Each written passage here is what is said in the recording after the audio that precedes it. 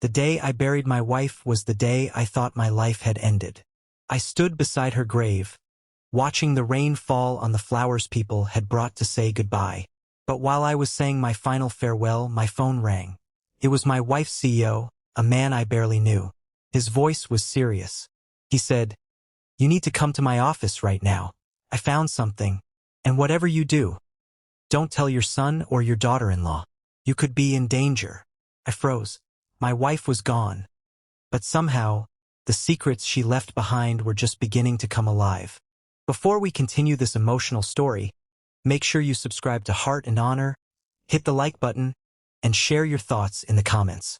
Your support helps us bring more powerful stories of love, justice, and courage.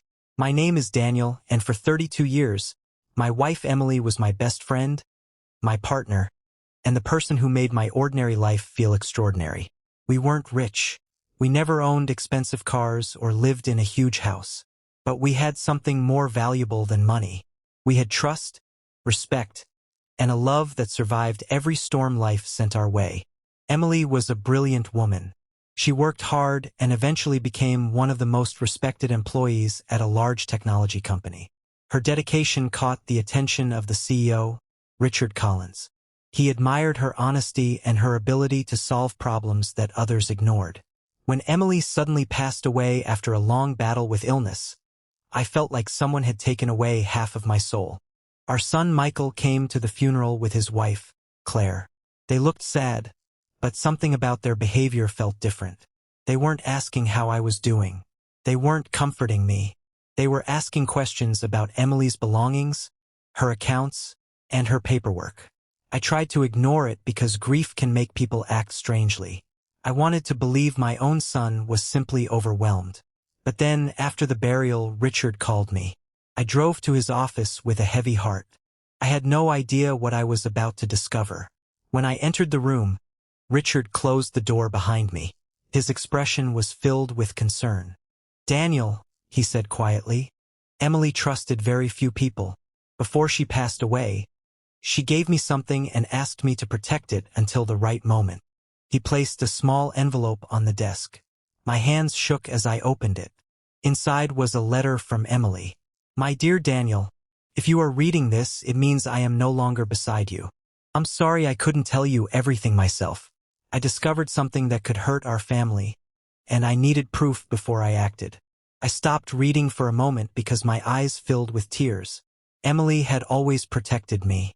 Even in her final days, she was still trying to protect me. Richard continued explaining. A few months before Emily passed away, she noticed unusual activity with company documents. Someone was secretly transferring information and trying to damage her reputation. When she investigated, she discovered that someone close to our family was involved. My heart started beating faster. Richard handed me another document.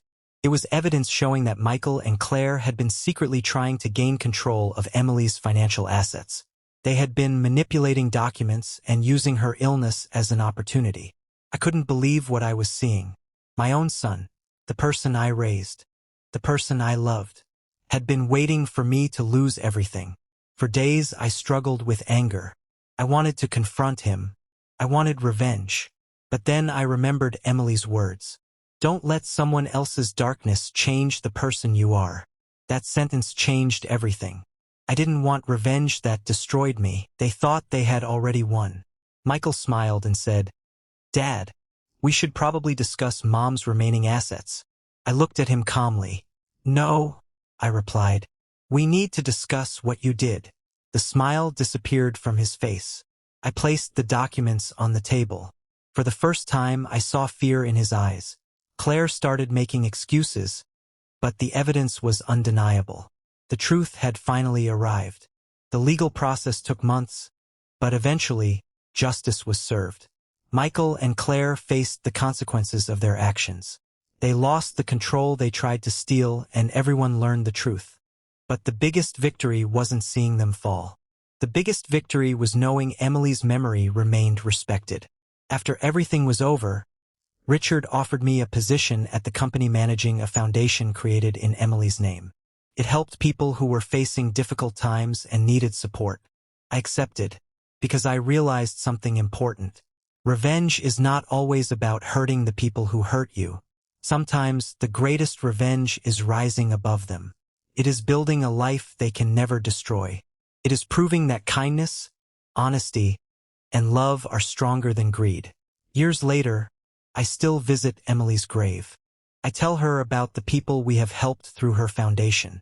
I tell her that her kindness continues to live. The pain of losing her never completely disappeared, but neither did the love she left behind.